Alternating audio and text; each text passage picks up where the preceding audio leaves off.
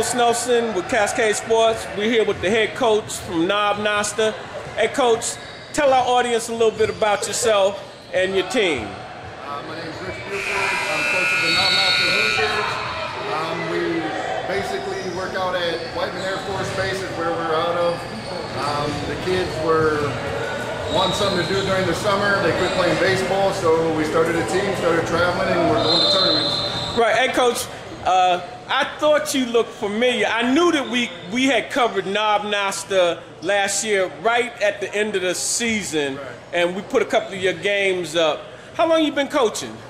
This is my first team. I waited till my kids got a little older. I'm not real well with the little kids, so I waited until they was mature enough to deal with being a man. And now it's on. Right. All right. Hey, fellas, come on over with your coach.